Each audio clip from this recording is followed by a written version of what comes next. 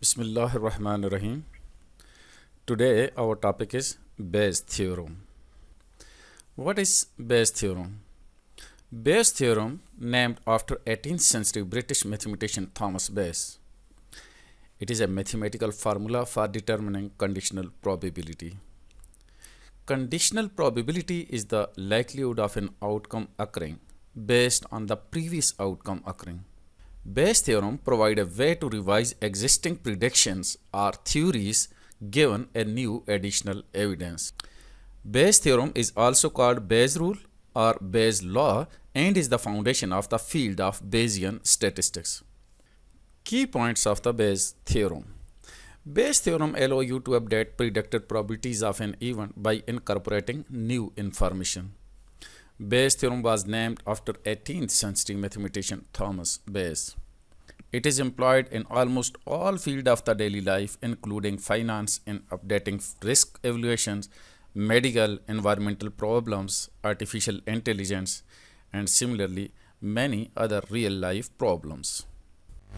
Now we come to the derivation of the Bayes theorem. Bayes theorem में आपको मालूम है हम कंडीशनल प्रोबेबिलिटी फाइंड आउट करते हैं और इसमें आप जैसा कि जानते हैं simple conditional probability of A given B वो होती है probability of A intersection B over probability of B के इक्वल।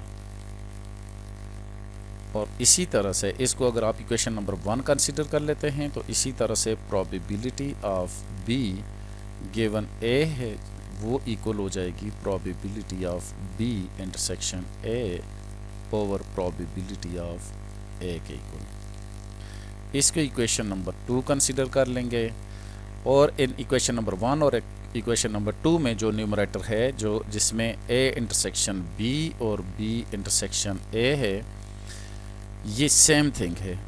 डजेंट मैटर कि ए इंटरसेक्शन बी हो या B intersection A, both are similar things. तो इसलिए हम इक्वेशन नंबर 1 से हम ये कर सकते हैं कि probability of A intersection B जो कि इक्वल होता है probability of B into probability of A given B. Now substituting the probability of A intersection B in equation number 2 we have probability of B given A equal to the probability of B into probability of A given B divided by probability of A।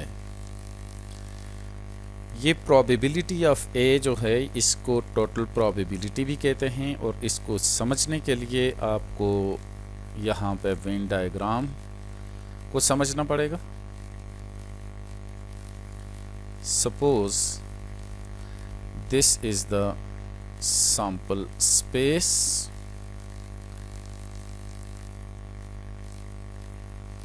This is our event b और this is our event b complement, यानी एक b है और दूसरा b complement है। Total sample space को हमने split किया है दो हिस्सों में, एक को बी कंसिडर किया दूसरे को हमने बी कम्प्लीमेंट कंसिडर किया है।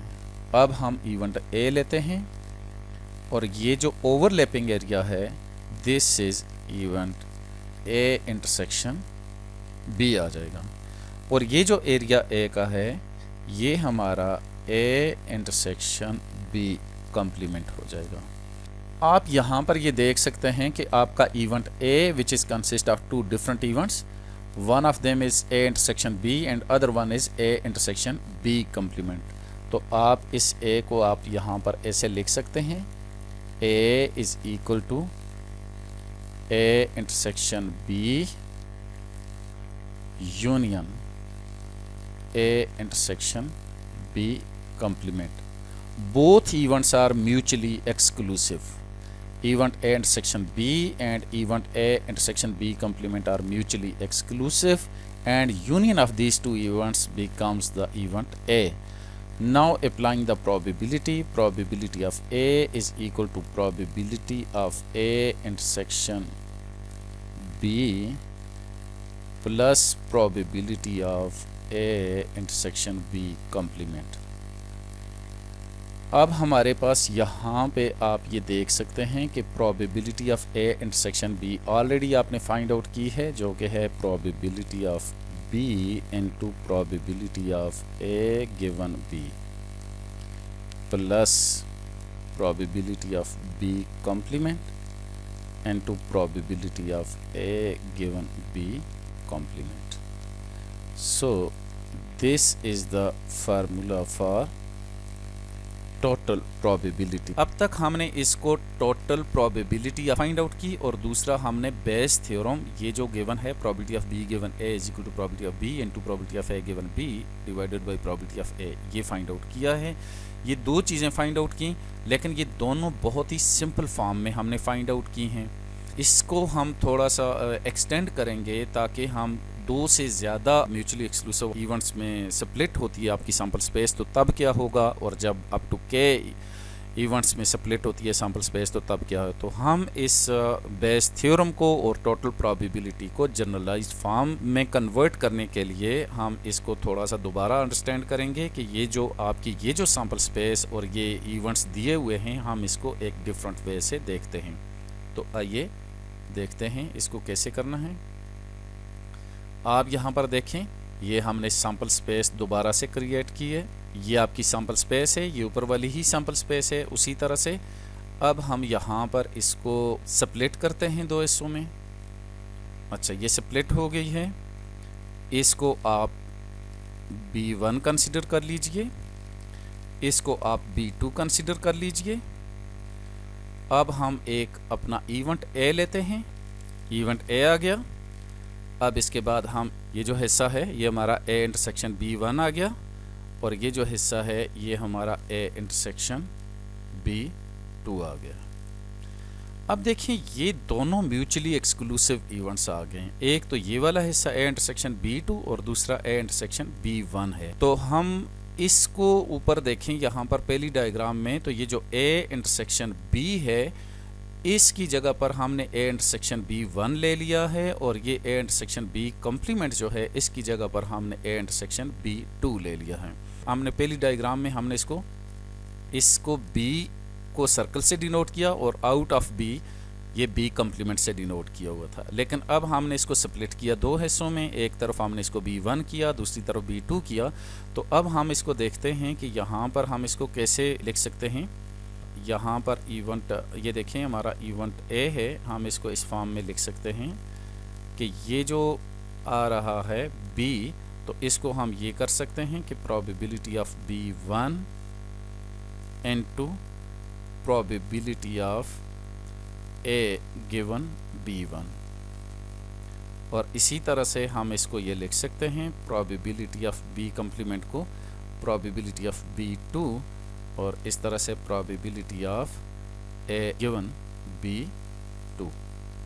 तो ये हमारी देखें जनरल फॉर्म बन गई है जब आपकी सैम्पल स्पेस स्प्लिट हुई है दो म्यूचुअली एक्सक्लूसिव इवेंट्स में, एक B1 है और दूसरा B2 है, जबकि पहली जो ऊपर डायग्राम दी हुई है वो स्प्लिट हुई है दो इवेंट्स में, जिसको आपने B और B कॉम्प्लीमेंट से रिप्रेजेंट किया हुआ है। तो डिफरेंस कोई भी नहीं है, जस्ट आपने एक को B1 B2 से रिप्रेजेंट किया, जबकि पहली में B और B कॉम्प्लीमेंट से रिप्रेजेंट किया है। तो ये हम इसको ऐसे इसलिए कर रहे हैं ताकि हम जनरल फॉर्म की तरफ बढ़ सकें। अब हम टोटल प्रोबेबिलिटी को समझने के लिए हम अपनी सैम्पल स्पेस को स्प्लिट करते हैं more than 2 mutually exclusive events में। सबसे पहले हम 3 म्यूचुअली एक्सक्लूसिव इवेंट्स में स्प्लिट करते हैं, और उसके बाद एक इवेंट उस पर अप्लाई करते हैं और देखते हैं कि हमारी टोटल प्रोबेबिलिटी का फार्मूला कैसे बनता है। Then we will generalize it for the K events. तो यहाँ पर आप देखें, suppose this is our sample space S, और हमारे पास ये एक इवेंट हमारे पास B1 आ गया, और एक इवेंट हमारे पास ये सपोज ये B2 आ गया, और ये हमारे पास इवेंट B3 आ गया। तो ये 3 म्यूचुअली एक्सक्लूसिव इवेंट्स आ गए, B1 B2 B3। तो हमारी सैम्पल स्पेस स्प्लिट हुई है, और ये तीनों को अगर आप मिलाते हैं तो ये सैम्पल स्पेस बन जाती है। तो all events are exhaustive events. Exhaustive events वो होते हैं कि अगर उन सबको कंबाइन किया जाए तो आपकी सैंपल स्पेस बन जाती है, तो ऐसे इवेंट्स को कहते हैं दे आर एग्जॉस्टिव। तो B1, B2, B3 are exhaustive and mutually exclusive events. अब हम एक और इवेंट लेते हैं, इवेंट ए। इसको हम इवेंट ए कहा। अब ये जो एरिया है ये हमारा इवेंट ए इंटरसेक्शन B1 बना, ये ए इंटरसेक्शन B2 बना और ये ए इंटरसेक्शन B3 बन गया। अब आप यहाँ पर देखें कि आपका जो इवेंट ए है ये किस किस से मिलकर बनता है। ये एक हिस्सा ये है, दूसरा हिस्सा ये है, तीसरा ये है। इनको आपस में मिलाएं तो आपका इवेंट ए बनता है। So these three outcomes are mutually exclusive. और अगर आप इसका यूनियन लेते हैं तो आपका पूरा ए बन जाता है। तो आप यहाँ पर देखें a is equal to A intersection B1 और इसको आप ब्रैकेट में लिख लें और उसके बाद यूनियन ले लेते हैं ए इंटरसेक्शन B2 और फिर यूनियन ले लें ए इंटरसेक्शन B3। तो all these are mutually exclusive.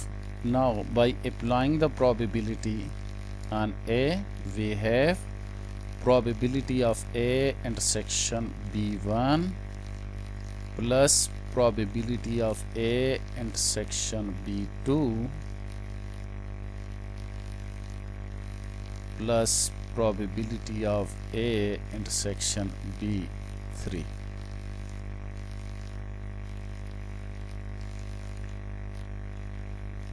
Further हमें ये भी मालूम है कि प्रोबेबिलिटी ऑफ इंटरसेक्शन B1 जो है वो किसके इक्वल है, वो है probability of B1 into probability of A given B1 plus probability of B2, यानी कि ये जो probability of A intersection B2, ये probability of B2 into probability of A given B2। We have done it previously, थोड़ी देर पहले ही हमने इसको सॉल्व किया था। Probability of B3, probability of A given B3। तो ये हमारे पास किस चीज़ की प्रोबेबिलिटी आ गई है, ये प्रोबेबिलिटी ऑफ ए और इसको कहते हैं टोटल प्रोबेबिलिटी, जिसको हम ऐसे भी लिख सकते हैं। ये समेशन का आप साइन डालें, I goes 1 to 3, क्योंकि ये 3 तक हमने इसको स्प्लिट किया था। सैंपल स्पेस को 3 इवेंट्स में स्प्लिट किया था, mutually exclusive events, exhaustive events में।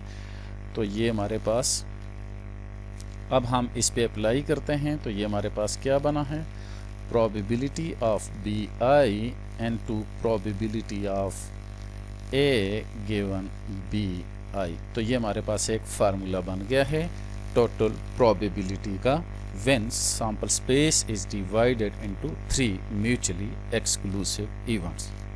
अब हम एक थ्योरम की तरफ आ जाते हैं जिसमें हम टोटल प्रोबेबिलिटी फाइंड आउट करते हैं के इवेंट्स के लिए। जनरल फॉर्म में हम टोटल प्रोबेबिलिटी फाइंड आउट करते हैं। आप यहाँ पर देख सकते हैं आपकी जो सैंपल स्पेस है वो स्प्लिट हुई है कि mutually exclusive and exhaustive events. By taking the union of all these events it becomes the sample space S।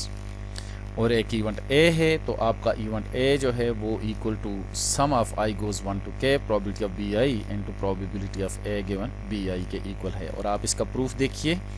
सबसे पहले आप वेन डायग्राम को कंसिडर कर रहे हैं और इसमें इवेंट ए आप देख सकते हैं which is the union of the different mutually exclusive events. आप यहाँ पर वो कौन कौन से म्यूचुअली एक्सक्लूसिव इवेंट्स हैं जिसमें आप यहाँ पर ये देख सकते हैं, ये जो एरिया है ये ए इंटरसेक्शन B1 के इक्वल है और ये एरिया ए इंटरसेक्शन B3 है, ये एरिया ए इंटरसेक्शन B4 है, ये एरिया ए इंटरसेक्शन B5 है एंड सो ऑन।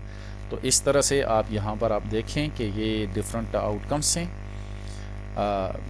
और इनको जब यूनियन लेते हैं तो आपका ए बन जाता है। अब इस पे आप अप्लाई करें प्रोबेबिलिटी तो आप इसको इस तरीके से लिख सकते हैं।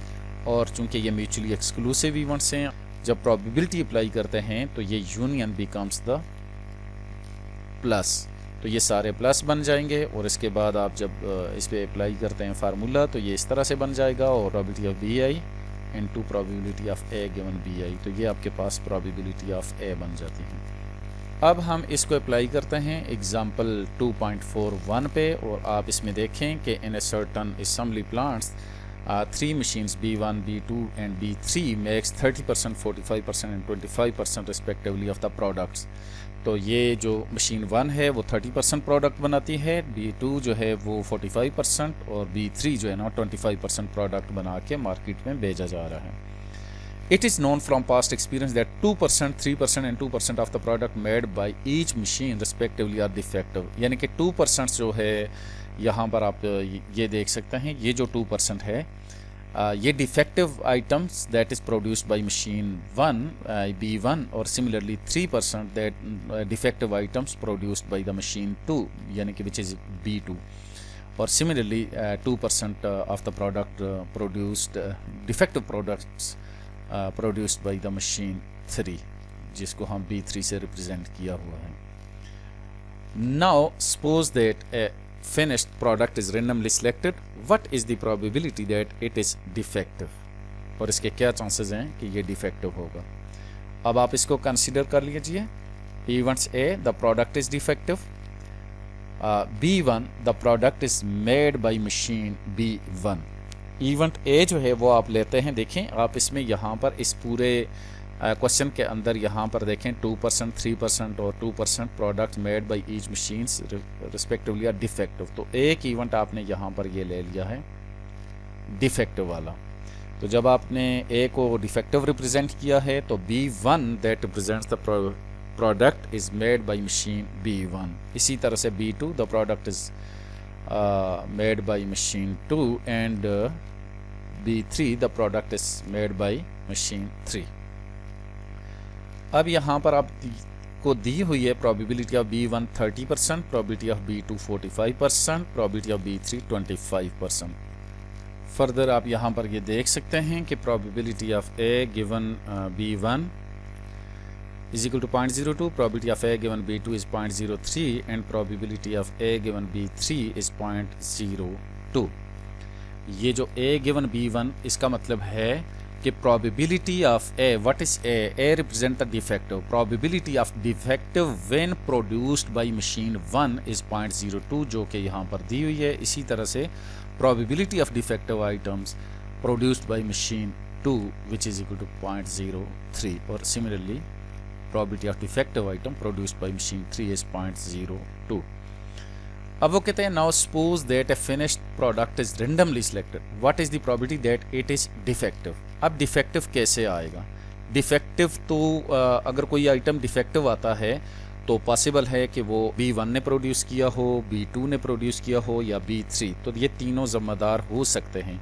या तो वो प्रोड्यूस्ड होगा defective and produced bye B1, तो हम इसको यहाँ पर ये इसकी एक डायग्राम से भी शो कर सकते हैं, लेकिन फर्दर यहाँ पर आप इसको देखें कि इसका क्या मतलब है। यहाँ पर A which is equal to B1 and A, इसका मतलब क्या है?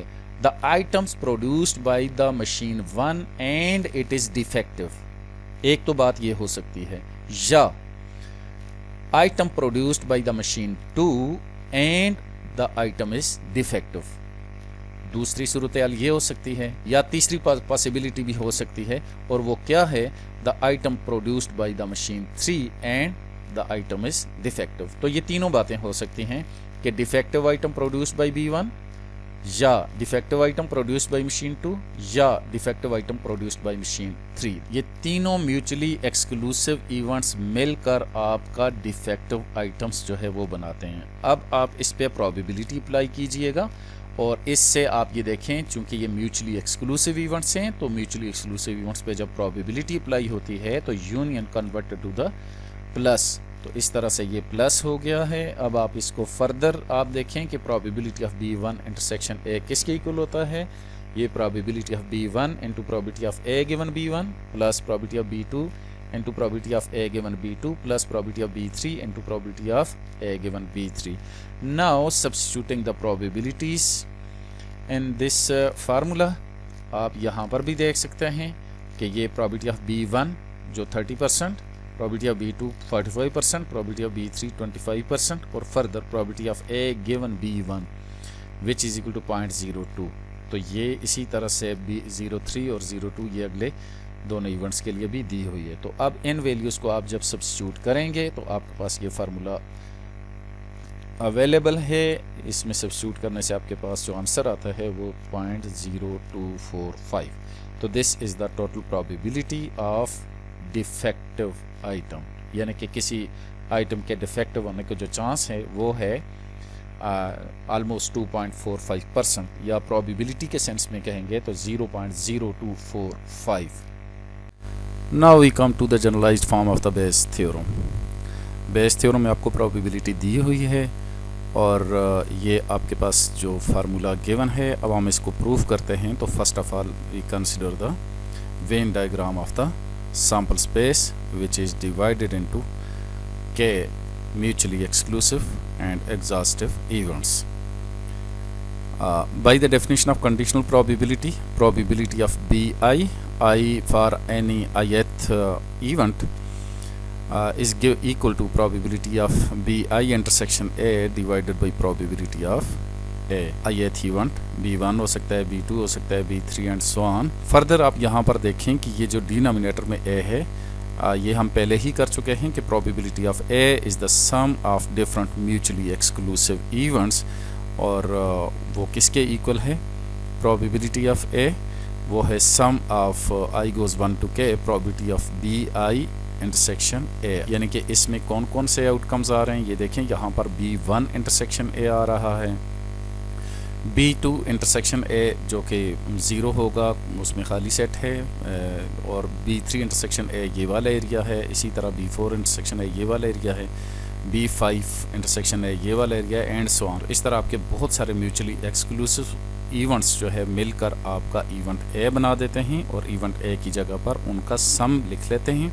तो इस तरह से probability of BI intersection A को भी हम इस फॉर्म में लिख सकते हैं। तो this is the derivation of the Bayes theorem in generalized form। अब हम आते हैं application of the Bayes theorem, example 2.42। with reference to example 2.41, if a product was chosen randomly and found to be defective, what is the probability that it was made by machine 3? तो इसमें वो कहता है कि अगर आपको ये मालूम हो जाए कि आपका इवेंट डिफेक्टिव है तो इसके क्या चांसेस हैं कि that defectiveness is due to the machine 3। तो इसमें जो अभी हमने डिस्कस की थी उसमें probability of defective item produced by machine 1 is 0.3 and produced by machine 2 is 0.41 and defective item produced by machine 3 is 0.25। These are the probabilities of producing defectiveness. अब ये जो प्रोबेबिलिटी है this is the probability of defectiveness produced by the machine 1, probability of defectiveness produced by machine 2 is 0.03 and probability of defectiveness produced by machine 3। अब हम Bayes theorem apply करेंगे। तो Bayes theorem apply करने के लिए यहाँ पर उसने कहा कि what is the probability that it was come from machine 3। तो probability of B3 given A is equal to this formula and just substituting these values here and after calculations we have 10 divided by 49. Now we consider another example. A manufacturer firms employs 3 analytical plans for the design and development of particular product. For cost reason, all the 3 are used at varying times. In fact, plan 1, 2 and 3 are used for 30%, 20% and 50%. यानी कि plan 1 जो है ना that is use for 30%, plan 2 is use for 20% and plan 3 is use for 50% of the products. The defective rate is different for 3 procedure as follows. Probability of D given P1 plan 1 is 0.01, probability of defective produced by the plan 2, probability of defective for plan 3 is equal to 0.02। where D given Pj is the probability of defective product given plan J. If a random product was observed and found to be defective, अगर आपको ये मालूम हो जाए कि item is defective product is defective.